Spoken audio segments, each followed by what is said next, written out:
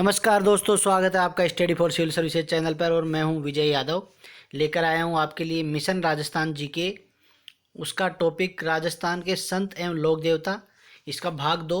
भाग 1 में हमने जितने राजस्थान के संत संप्रदाय हैं उनको कवर किया है, और भाग 2 और भाग 3 में जो हम राजस्थान के लोक देवता हैं उनको कवर करेंगे। इसके साथ ही साथ हमने इससे पहले जो वीडियो सीरीज़ थी हमारी, उसमें हमने राजस्थान के 33 जिलों को कवर किया है 7 वीडियो के अंदर। तो अगर आपने वो वीडियो नहीं देखी है तो आप उनको भी देखिए, बहुत ही इंपॉर्टेंट वीडियो हैं राजस्थान जीके की, राजस्थान जीके के हर एग्ज़ाम के लिए और साथ ही साथ आरएएस के लिए भी। इसके साथ ही आरएएस की प्रिपरेशन के लिए भी एक मैंने वीडियो बनाया है, वो भी जानकारी आपके लिए बहुत उपयोगी हो सकती है, तो वो वीडियो भी आप देख सकते हैं। इन सब वीडियोज़ का जो डिस्क्रिप्शन जो है उसके अंदर इनका लिंक आपको मिल जाएगा। तो दोस्तों चलिए शुरुआत करते हैं आज के वीडियो की, कि राजस्थान के लोक देवता। अच्छा, हमने ये टॉपिक लिया है, ये बहुत ही इम्पोर्टेंट है क्योंकि ये हमारे जो सिलेबस है उसके प्री और मेंस दोनों में है। ये मेरी बारे में जानकारी है, और अगर आपका कोई क्वेश्चन या सजेशन हो तो इस नंबर पे मुझे व्हाट्सअप कर सकते हैं आप। तो मैं बता रहा था कि क्यों हमने ये टॉपिक चूज किया है। उसका कारण ये है कि दोस्तों ये आरएएस प्री और आरएएस मेंस इन दोनों के सिलेबस में ये टॉपिक है। साथ ही साथ राजस्थान जीके के लगभग हर एग्जाम में 2 से 3 क्वेश्चन लोक देवता और संत संप्रदाय से हमेशा पूछे गए हैं, इसलिए हमने ये टॉपिक लिया है। देखो, ये आरएएस प्री का सिलेबस है। नीचे से थर्ड पॉइंट देख लीजिए आप, राजस्थान के धार्मिक आंदोलन, संत और लोक देवता। और ये आरएएस मेंस का पेपर है, पेपर 1 का पार्ट 1 देखिए आप। लास्ट पॉइंट है राजस्थान के संत, लोक देवता और महत्वपूर्ण विभूतियाँ। तो दोस्तों हमने ये टॉपिक इसलिए चूज किया है कि ये एग्जाम के पॉइंट ऑफ व्यू से बहुत बहुत इंपॉर्टेंट है। तो चलिए दोस्तों शुरू करते हैं। आज मैं मैप से शुरू करना चाहूँगा क्योंकि बहुत सारे लोगों ने कहा कि सर आप मैप से थोड़ा हमें बताने की कोशिश कीजिए। तो चलिए दोस्तों शुरू करते हैं मैप से। तो आपको बता दूं कि सबसे पहले हम देखते हैं हनुमानगढ़। हनुमानगढ़ में गोगामेड़ी एक जगह है जहाँ पर ये स्थान है, तो गोगामेड़ी हो गया। उसके बाद में दूसरा जो है वो है बीकानेर। बीकानेर में भी इम्पोर्टेंट जगह है क्योंकि यहाँ पर एक तो जगह है रैण जहाँ पर रामसनेही संप्रदाय का स्थान है, और दूसरा है गाढ़ा जहाँ पर निरंजनी संप्रदाय का स्थान है। इसी तरह से अगर आगे चलें तो देखेंगे हम कि जोधपुर में पाबू जी का स्थान है। कोलमुंड फलोदी में, ये जोधपुर है, यहाँ पर पाबू जी का स्थान है। और साथ में यहाँ मेहाजी मांगलिया, ये दोनों राजस्थान के पंचपीरों में भी शामिल है। मेहाजी मांगलिया का खेड़ापा जोधपुर में स्थान है, तो इसलिए ये इम्पोर्टेंट है। उसके बाद में जो इम्पोर्टेंट है वो है जैसलमेर। जैसलमेर क्यों इम्पोर्टेंट है? क्योंकि यहाँ पर रामदेवरा स्थान है रामदेव जी का, ये भी पंचपीरों में शामिल है। तो ये हो गया दोस्तों। इससे बीच में आपको मैं एक ट्रिक बता देता हूँ। कई बार एक क्वेश्चन पूछा गया एग्जाम्स में कि राजस्थान के पंचपीर कौन कौन से हैं, तो उनको याद रखने का एक फॉर्मूला बता देता हूँ आपको, ताकि हमेशा याद करने के लिए आसान रहेगा। तो उसका फॉर्मूला है post graduation in human resource management. ये बस ये इसका फॉर्मूला है। पी मतलब पाबू जी, जी मतलब गोगा जी, हड़बू जी, रामदेव जी और मेहा जी, ये राजस्थान के पंचपीर हैं। पंचपीर हैं ये राजस्थान के। ये बहुत एग्जाम में पूछा जा चुका है, इसलिए याद रखना राजस्थान के पंचपीर कौन से हैं, उनको याद रखने का है formula post graduation in human resource management. ये याद करने के लिए है PGHRM। पी मतलब पाबू जी, गोगा जी, हड़बू जी, रामदेव जी और मेहा जी। तो ये आपको याद रखना है दोस्तों। उसके बाद में और देख लेते हैं हम कौन कौन से हैं। उसके बाद में जालोर एक जगह है जहाँ पर आशापुरी माता और सुंडा देवी, इन सब चीज़ों को मैं ऑलरेडी जो मेरा वीडियो है उसमें भी कवर कर चुका हूँ। ये आपको एडिशनली मैं इसलिए बता रहा हूँ कि मैप के हिसाब से। अब ये देखो, जयपुर में भी बहुत सारे स्थान हैं। संत रज्जब जी हैं, उनका सांगानेर में स्थान है। सबसे इम्पोर्टेंट संत दादू जी का स्थान कहाँ पर है? नरेना जयपुर में है। ये भी आपको याद रखना है। जयपुर कहाँ है? ये रहा। उसके बाद में अलवर में संत लाल दास जी का स्थान है, शेरपुर में, ये भी आपको याद रखना है। उसके बाद में करौली में कैला देवी का मंदिर है। उसके बाद में चित्तौड़गढ़ में आप देख लो, आवड़ी माता और बडली माता का मंदिर है। चित्तौड़गढ़ कहाँ पर है? ये है चित्तौड़गढ़। तो ये सब चीज़ें हैं दोस्तों। उसके बाद में प्रतापगढ़, हमारा जो 33वां जिला है वो प्रतापगढ़ यहाँ पर है। तो इस तरह से मैंने मैप से, इसलिए देखो मैप का उपयोग क्या है, ज़्यादा ज्योग्राफी के टॉपिक्स में मैप का उपयोग ज़्यादा होता है। लेकिन फिर भी चलो, आप लोगों ने इतना बोला तो मैंने एक छोटी सी कोशिश की है मैप से आपको बताने की। बाकी ये मैप है आपके सामने, इसको आप जूम करके और आगे मतलब समझ सकते हैं। तो चलिए दोस्तों शुरू करते हैं आज का टॉपिक। तो सबसे पहले जो हमारे लोक देवता हैं वो हैं पाबू जी। पाबू जी, पहली बात तो ये कि पंचपीरों में शामिल है। और पाबू जी के लिए एक लाइन कही जाती है कि फेरा सुनी पुकार जद, धाड़ी धन ले जाए, आधा फेरा इण धरा, आधा सुरगा खाए। यानी कि फेरा सुनी पुकार जद, यानी इन्होंने फेरों के बीच में पुकार सुनी। इनकी कहानी क्या है कि ये एक देवल चारणी चारण जाति की एक महिला थी देवल, उनसे ये एक घोड़ी लेके आए थे, केसर काल में घोड़ी। और वो इस शर्त पे उसने दी थी कि ये घोड़ी तो आप ले जाइए, लेकिन जब भी मैं कोई मुसीबत में रहूँगी तो ये घोड़ी हिनहिनाएगी, तो आप समझ लेना कि मैं परेशानी में हूँ, तो आप मेरी मदद के लिए आ जाना। तो इन्होंने उनको वचन दिया था कि जब भी आप परेशानी में रहोगे तो मैं आपको आऊँगा। तो हुआ ये था कि इनका विवाह जब हो रहा था तो इनके आधे फेरे हो गए थे, 3 फेरे, तभी वो घोड़ी हिनहिनाई और ये अपने बहनोई जींदराव खींची से उनकी जो देवल चारणी की गायें हैं उनको छुड़ाने के लिए चले गए, उनसे युद्ध लड़ा और वहीं पर ये वीर गति को प्राप्त हो गए। इसीलिए कहा जाता है कि इन्होंने आधा फेरा इण धरा, आधा स्वर्गा, यानी आधे स्वर्ग में लिए इन्होंने फेरे। तो एक छोटी सी जानकारी थी, एग्जाम के पॉइंट ऑफ व्यू से ज़्यादा इंपॉर्टेंट नहीं है। चलिए देख लेते हैं पाबू जी के बारे में। तो पाबू जी राठौड़ वंश में इनका जन्म हुआ था और कहा जाता है कि पृथ्वीराज के बाद में ये इस राजवंश के बहुत ही महत्वपूर्ण राजा भी थे। इनके पिता थे धांधल और माता का नाम था कमला दे। जन्म इनका 13वीं शताब्दी में कोलमूंड में हुआ। कोलमूंड कहाँ पर है? फलोदी जोधपुर में। भी आपको मैंने थोड़ी देर पहले मैप में बताया, फलोदी जोधपुर में कोलमूंड में इनका जन्म हुआ था। इनका विवाह हुआ था सुप्यारदे अमरकोट के राजा सूरजमल की पुत्री के साथ में। जैसा कि मैंने बताया, फेरों के बीच में उठ करके ये देवल चारणी से अपनी गायें छुड़ाने उनकी गायें छुड़ाने चले गए और वीर गति को प्राप्त हुए। तो इनको गोरक्षक देवता के रूप में पूजा जाता है और इनको प्लेग रक्षक और ऊँटों का देवता भी कहा जाता है। और एक चीज़ और है कि राजस्थान में मारवाड़ में सबसे पहले ऊँट लाने का श्रेय भी पाबू जी को ही है। इसके बाद में जो ऊँटों की जो पालक जाति है, राइका या रेबारी जाति, वो इनको अपना आराध्य देव मानती है। साथ ही साथ ये थोरी जाति और भील जाति में भी बहुत लोकप्रिय हैं। और जो हिंदू लोग हैं वो इनको लक्ष्मण का अवतार मानते हैं, वहीं मुसलमान लोग इनको पीर के रूप में इनकी पूजा करते हैं, जाहर पीर के रूप में। और कोलमूंड में जो इनका महत्वपूर्ण मंदिर है वहाँ पर चैत्र अमावस्या को बहुत बड़ा मेला भरता है। और पाबू जी की जो गाथा गीत हैं वो पाबू जी के पवाड़े कहा जाता है उनको। और ये माठवाद यंत्र के साथ नायक और रेबारी जाति के द्वारा गाए जाते हैं। पाबू जी की फड़ नायक जाति के भोपे गाते हैं और रावण हत्या वाद के साथ में इस फड़ को बांचा जाता है। फड़ क्या होता है? एक कपड़े के ऊपर लोक कथा लोक देवता की लिखी जाती है, उसको फड़ बोला जाता है। इसके साथ ही साथ इनके जीवन पर जो पुस्तक प्रकाश डालती है वो है पाबू प्रकाश, जिसकी रचना आसिया मोड़ जी ने की थी। तो दोस्तों ये हो गई महत्वपूर्ण जानकारी पाबू जी के बारे में। अब देखते हैं हमारे अगले लोक देवता। अगले लोक देवता है हमारे गोगा जी। ये भी बहुत इंपॉर्टेंट है एग्जाम के पॉइंट ऑफ व्यू से। गोगा जी के बारे में देख लेते हैं।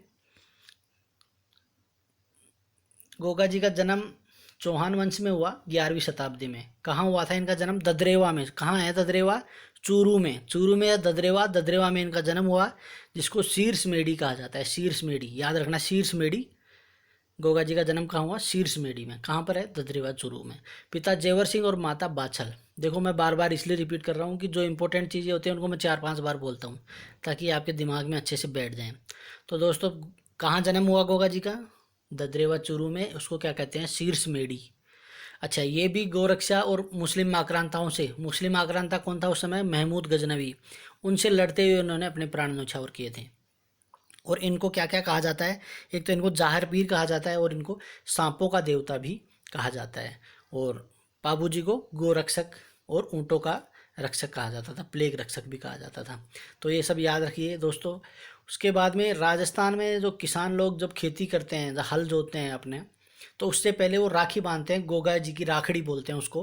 वो खुद को भी बांधते हैं, खुद होता है हाड़ी, और हल, दोनों को राखी बांधते हैं। हल मतलब जिससे खेत जोता जाता है। राजस्थान के लोग हैं तो आप ये समझ ही पाएंगे कि हल क्या होता है और हाड़ी क्या होता है। तो आगे बताता हूँ कि गोगा जी का जो स्थान होता है उसको जो थान थान बोलते हैं उसको, वो खेजड़ी के वृक्ष के नीचे होता है। और वहाँ पर मूर्ति के रूप में पत्थर पर सर्प की आकृति अंकित होती है। तो ये उनका थान होता है। थान को ये भी क्वेश्चन आ चुका है एग्जाम में कि गोगा जी का थान कहाँ होता है, तो कहाँ होता है, खेजड़ी के वृक्ष के नीचे होता है। उसके बाद में गोगा जी का जन्म कहाँ हुआ, ददरेवा में, उसको कहते हैं शीर्ष मेड़ी, और समाधि स्थल इनका है गोगा मेड़ी, हनुमानगढ़ नौहर में, उसको क्या कहते हैं, गोगा मेड़ी। तो ये इंपॉर्टेंट है। गोगा मेड़ी को धुर मेड़ी भी कहा जाता है। और यहाँ पर गोगा नवमी को, गोगा नवमी कब आती है, ये आरएएस में क्वेश्चन आ चुका है 2013 में कि गोगा नवमी का त्यौहार कब मनाया जाता है, भाद्रपद कृष्ण नवमी। तो ये क्वेश्चन मेरा गलत हो गया था उस समय, क्योंकि उसमें ऑप्शन थे भाद्रपद कृष्ण नवमी, भाद्रपद शुक्ल नवमी, उसके बाद उसमें ऑप्शन था श्रावण कृष्ण नवमी और श्रावण शुक्ल नवमी, ये 4 ऑप्शन थे। तो मुझे उस समय पता नहीं था, तो मैं ये गलत करके आ गया था। आ चुका है आरएएस के एग्जाम में, इंपॉर्टेंट क्वेश्चन है भाद्रपद कृष्ण नवमी, ये याद रखना। तो ये हो गया। और इनका स्थान कहाँ कहाँ पर है, एक साचौर में एक किलोरियो की ढाणी है जहाँ पर गोगा जी की ओल्डी नामक स्थान है, ये भी इम्पोर्टेंट है। इसके बाद में गोगा जी की जो सवारी थी वो नीली घोड़ी थी, ठीक है के। और जो गोगा जी को गोगा बापा के नाम से भी पुकारा जाता है। अच्छा, इनकी पूजा किस रूप में होती है, घोड़ी पर सवार, एक हाथ में भाला और दूसरे हाथ में सर्प लिए हुए योद्धा के रूप में इनकी पूजा होती है। तो ये हो गए दोस्तों हमारे दूसरे लोक देवता गोगा जी। अब आगे चलते हैं, हमारे तीसरे लोक देवता के बारे में बात करते हैं। जो तीसरे हमारे लोक देवता हैं वो है रामदेव जी। ये रामदेव जी का फोटो है, बहुत ही इम्पोर्टेंट है, राजस्थान के प्रमुख लोक देवताओं में से ये आते हैं। इनके बारे में इनका एक भजन है जो सुना ही होगा आपने कि रोणी चेरा धनिया राजा अजमन राखा नैनी माता नैना तेरा लाल रानी नेत्र रा भरतार मारो हेलो सोनो जी रामा पीर। इतनी सी लाइनों में इनका पूरा डिस्क्रिप्शन आ गया कि रोणी चेरा धनिया राजा अजमन राखा नैनी माता, अजमल जी इनके पिता थे, मैणा माता, मैणा इनकी माता थी, और पत्नी नेतल दे थी इनकी। तो इनका भजन है ये कि अरे राम सा पीर थारी मेड़ी में धोख लगावा। तो चलो देख लेते हैं इनके बारे में, समझ लेते हैं। ये तो मैंने ऐसे आपको बता दिया। तो रामदेव जी तंवर वंश में पैदा हुए। इनका जन्म सन 1405 में उंडू गांव का है, तहसील शिव, बाड़मेर में। तो रामदेव जी का जन्म कहाँ पर हुआ था, बाड़मेर में। याद रखना, रामदेव जी का जन्म बाड़मेर में हुआ था। और इनका स्थान कहाँ पर है, जैसलमेर में। बहुत ही इंपॉर्टेंट बात है ये, कई बार कन्फ्यूजन हो जाता है, सीधा हम आंख बंद करके, क्योंकि हमें पता है रामदेव जी रामदेवरा जैसलमेर सीधा लगा देते हैं। रामदेव जी का जन्म कहाँ हुआ था, बाड़मेर में। इनका प्रमुख स्थान कहाँ है, जैसलमेर में, ये बात ध्यान रखना। पिता ठाकुर अजमाल जी, माता मैणा दे और पत्नी नेतल दे। सन 1458 में रूणीचा के राम सरोवर में इन्होंने जीवित समाधि ली थी। देखो वहाँ पर स्थान क्यों बना इनका, रामदेवरा में। वहाँ पर रामदेवरा रूणीचा में एक राम सरोवर है जहाँ पर इन्होंने जीवित समाधि ले ली थी। और केवल राजस्थान ही नहीं बल्कि यूपी, गुजरात, एमपी आदि राज्यों में भी रामदेव जी को रामसा पीर, बाबा रामदेव और रूणीचारा धनी आदि नामों से पूजा जाता है। क्यों ये इतने फेमस है, क्योंकि इन्होंने समाज में व्याप्त छुआछूत और भेदभाव और ऊंच नीच की बुराइयों को दूर करके सामाजिक समरसता स्थापित की थी। और बचपन में ही इन्होंने पोखरण इलाके में एक क्रूर भैरव था, एक राक्षस बोलते हैं क्रूर भैरव, उसकी हत्या करके और वहाँ के लोगों को उससे मुक्ति दिलाई थी। इसलिए बचपन से ही ये प्रसिद्ध थे। इसके बाद में हिंदू लोग इनको कृष्ण का अवतार मानते हैं और मुसलमान इन्हें रामसा पीर के रूप में पूजते हैं। इनके गुरु थे बालीनाथ जी, और इन्होंने जिस पंथ की स्थापना की वो था कामड़िया पंथ। बहुत इंपॉर्टेंट है, कई एग्जाम में पूछा जा चुका है। रामदेव जी ने किस पंथ की स्थापना की, कामड़िया पंथ की स्थापना की। और कामड़िया जाति के जो महिलाएं हैं वो रामदेव जी के स्थान पर 13 ताली नृत्य करती हैं। 13 ताली नृत्य क्या होते हैं, ये हम नृत्य में आगे पढ़ेंगे तो जान लेंगे। वैसे बता दूं कि इसमें 13 मंजीरे होते हैं, 2 हाथ में होते हैं और एक पैर में बंधे हुए रहते हैं 9 मंजीरे, 2 बाजू पे बंधे रहते हैं 11 और 2 हाथ में 13। इस तरह से 13 मंजीरों से 13 ताली नृत्य वहाँ पर किया जाता है। चलिए आगे देख लेते हैं। तो जैसा कि मैंने बताया कि यहाँ पर बहुत ही विशाल मंदिर है रामदेव जी का, जहाँ पर भाद्रपद शुक्ल दूज से लेकर के और 11 तक मेला भरता है।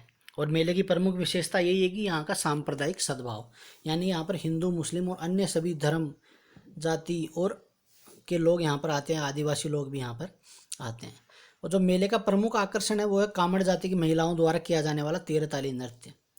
अच्छा, इनके अन्य स्थानों में कौन कौन से हैं? मसूरिया पहाड़ी पर एक इनका स्थान है, उसके बाद में बिराटिया अजमेर में इनका स्थान है, और सुरता खेड़ा चित्तौड़गढ़ में इनका स्थान है।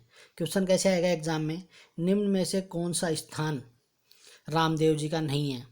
ऑप्शन क्या रहेंगे? रामदेवरा, बिराटिया, सुरता खेड़ा, कोलमुंड। अब आपको बताया कोलमुंड नहीं है, क्योंकि कोलमुंड क्या है? बाबू जी का स्थान है, इसलिए कोलमुंड। तो इस तरह के क्वेश्चन आते हैं दोस्तों, तो आपको ये सारे याद रखने पड़ेंगे, तभी आप सही क्वेश्चन एग्जाम में क्लिक कर पाएंगे।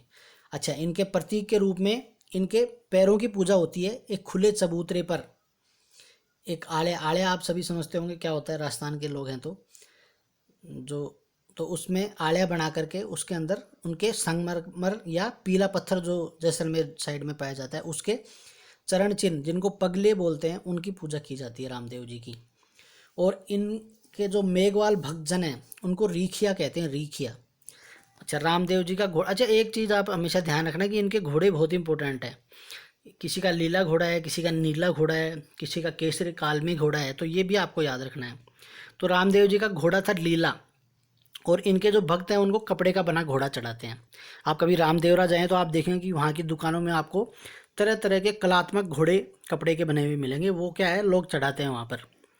अच्छा, भादवा शुक्ल द्वितीय को बाबेरी दूज या बाबेरी बीज भी बोलते हैं, जो रामदेव जी के अवतार की तिथि है।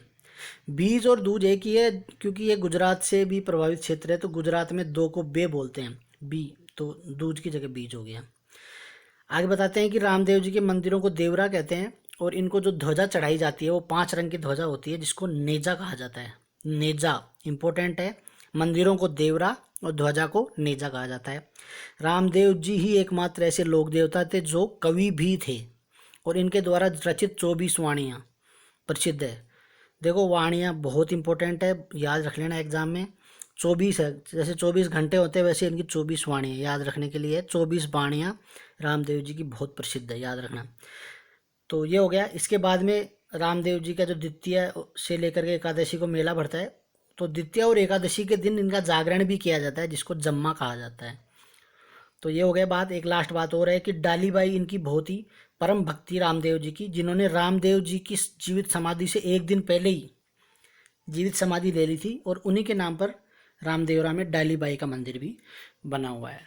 तो दोस्तों, ये जानकारी होगी रामदेव जी की। मेरे को नहीं लगता कि इसके अलावा रामदेव जी के बारे में कहीं से कोई क्वेश्चन बनता है।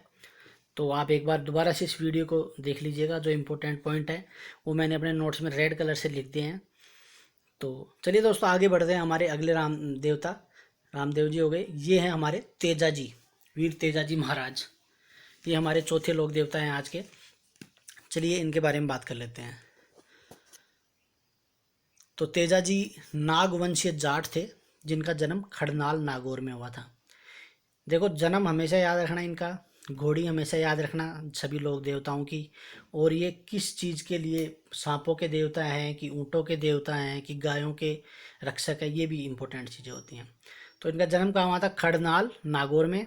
और इन्होंने लाछा गुजरी, तेजा जी का भजन आपने सुना ही होगा, गाया को तो भजन निभायो सुन तेजा जी रे। एक्चुअली मुझे भी ज़्यादा आता नहीं है गाना, नहीं तो मैं आपको गा के भी बता देता ये भजन। तो इन्होंने लाछा गुजरी की गाय बचाई थी, और उसके लिए ये अपने प्राण न्यौछावर कर दिए थे। और इनके थान, थान मतलब स्थान पर सर्प और कुत्ते काटे हुए लोगों का इलाज किया जाता है। और किसान तेजा जी के जो गीत है वो बुआई का काम करते हैं, उस समय गाते हैं। ये हो गया। और तेजा जी का जो विशेष रूप से है वो अजमेर मेवाड़ जी जो है वहाँ पर इनको विशेष रूप से पूजा जाता है। और इनके मुख्य स्थान कौन कौन से हैं बता देता हूँ। अभी इससे पहले मैंने रामदेव जी के मुख्य स्थान बताए थे, प्लीज़ उनको याद रखिएगा, और इनके भी इम्पोर्टेंट है। इनके मुख्य स्थान है सुरसुरा अजमेर, ब्यावर, सेंदरिया एवं भावता, ये इनके मुख्य स्थान है। और इनका जन्म कहाँ हुआ था? खड़नाल, वहाँ पर भी इनका मुख्य मंदिर बना हुआ है। तो नागौर जिले के पर्वतसर में तेजा जी का विशाल मेला भरता है। कब भरता है? तेजा दशमी को। तेजा दशमी कब आती है? भाद्रपद शुक्ल दशमी, उसको तेजा दशमी बोलते हैं, जहाँ पर बड़ी मात्रा में पशुओं की खरीद फरोख्त होती है। राजस्थान के जो सबसे बड़े पशु मेले हैं उनमें से एक है पर्वतसर का पशु मेला। ये हो गया। उसके बाद में तेजा जी का निर्वाण स्थल कहाँ था? सुरसुरा अजमेर। और वहाँ पर क्या होता है? तेजा जी की जागीर निकाली जाती है। ये एक इम्पोर्टेंट चीज़ है, याद रखना, जागीर जैसे मुसलमान लोग ताजिया निकालते हैं ना, उसी टाइप में कुछ होता है ये, उसको जागीर बोलते हैं। उसके बाद में सर्पदंश का इलाज करने वाले जो तेजा जी के भोपे होते हैं उनको घोड़ला कहा जाता है, घोड़ला। और तेजा जी की घोड़ी कौन सी, देखो आगे ना घोड़ी, तेजा जी की घोड़ी थी लीलन, जिसको श्रृंगारी घोड़ी भी कहा जाता था। तो दोस्तों ये हो गए हमारे चौथे देवता तेजा जी। अब बात करते हैं हमारे पांचवें लोक देवता देव नारायण जी। ये देव नारायण जी का फोटो है। अब जान लेते हैं देव नारायण जी के बारे में। ये गुर्जरों के प्रमुख आराध्य देव हैं।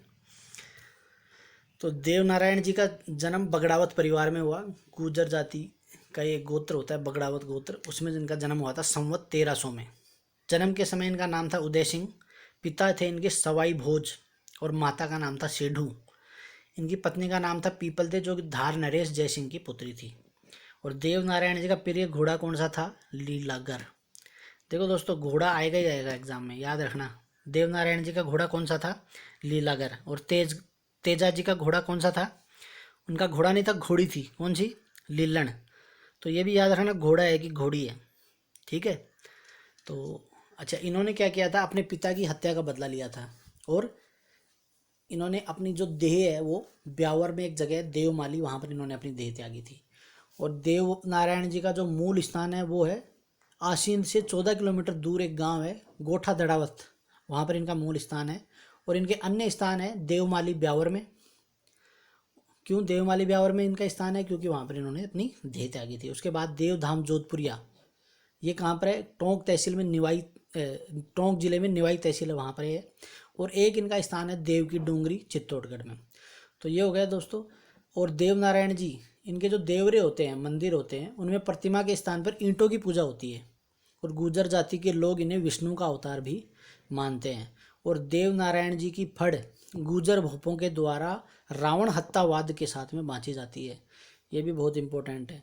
और राजस्थान में जो जितने लोक देवता हैं उनमें सबसे लंबी और सबसे छोटी फड़ देव नारायण जी की है। ये भी एक जीके का क्वेश्चन है। सबसे छोटी फड़ इसलिए कि इनके नाम पर डाक टिकट जारी हो चुका है देव नारायण जी की फड़ पर। ये हो गई बात। उसके बाद में है देव नारायण जी का मेला। ये भाद्रपद शुक्ल छठ और सप्तमी को इनका मेला बढ़ता है। तो ये इंपॉर्टेंट जानकारी थी देव नारायण जी के बारे में। अच्छा, ये जितना एक बार हमारे लोक देवता और संत संप्रदाय कंप्लीट हो जाएंगे, उसके बाद में आपको मैं लगभग 50-60 क्वेश्चंस हैं वो हम सोल्व करेंगे। तो वो सोल्व करने के लिए पहले आपको ये सब वीडियो देखने पड़ेंगे। तो आपको बहुत मज़ा आने वाला है कि कैसे मतलब क्वेश्चन बनते हैं, कैसे करेक्ट होते हैं। लेकिन उसके पहले आपको ये सब वीडियो अच्छे से देखना पड़ेगा। दोस्तों आरएएस का नोटिफिकेशन कभी भी आ सकता है। देखो एक बात मैं बता दूं, मैं अपने 3 से 4 साल का एक्सपीरियंस है मुझे आरएएस का। हालांकि अभी तक मैं सफल नहीं हुआ हूँ, लेकिन कोई नहीं, मेरा प्रयास जारी है और मैं चाहता हूँ कि आप लोग भी सफल हो। तो ये जो एग्ज़ाम है ना, ये 2 महीने, 4 महीने, 6 महीने की तैयारी के एग्ज़ाम नहीं है। इसके लिए आपको बहुत लंबे समय तक, बहुत लंबा समय मतलब ये नहीं कि 10-20 साल, कम से कम 1 साल तो आपको तैयारी करनी पड़ेगी। आप अगर इतने बड़े पद पर आप नौकरी पाना चाहते हैं तो 1 साल की तैयारी तो आपको करनी पड़ेगी।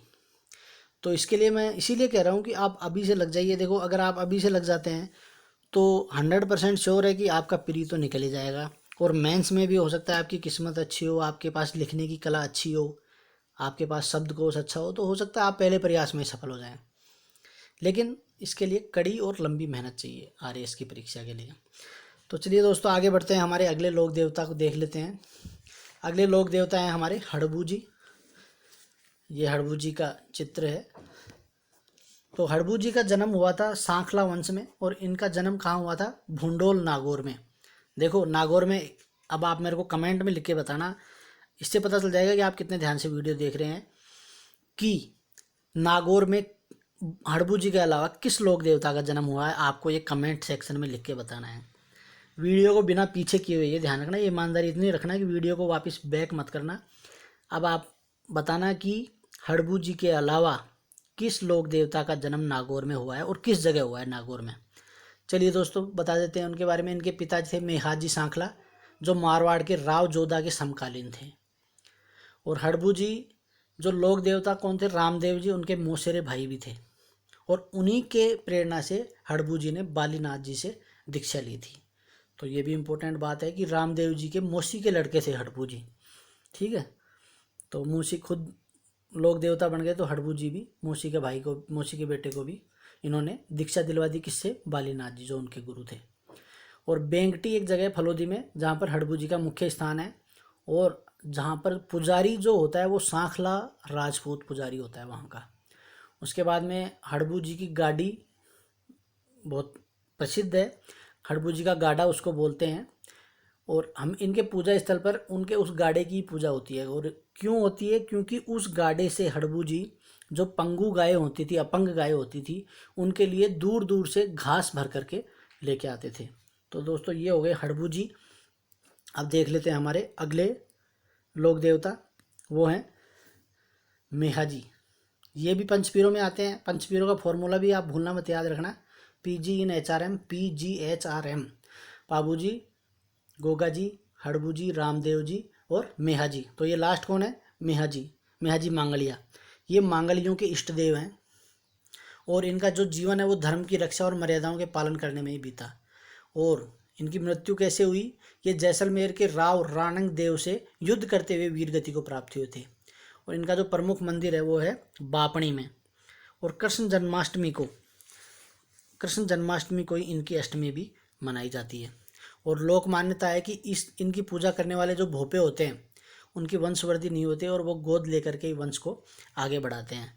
और देखो मेहाजी मांगलिया का 2 ही क्वेश्चन इंपॉर्टेंट है। पहला क्वेश्चन ये कि ये पंचपीरों में शामिल है, और दूसरा इंपॉर्टेंट है मेहाजी का घोड़ा, और इनके घोड़े का नाम था किरण काबरा। किरण काबरा याद रखना दोस्तों, भूलना मत, किरण काबरा इनका प्रिय घोड़ा था। तो ये जानकारी होगी मेहाजी मांगलिया की। और अगले हमारे लोक देवता हैं कल्ला जी, वीरवर कल्ला राठौड़। तो कल्ला जी के बारे में ये आज के हमारे आखिरी लोक देवता हैं। बाकी के जो बचे हुए लोक देवता हैं वो हम अगले वीडियो में कवर करेंगे। तो कल्ला जी के बारे में बताता हूँ दोस्तों। इनका जन्म हुआ था राठौड़ वंश में, और इनका जन्म मारवाड़ के सामियाना गांव में हुआ था।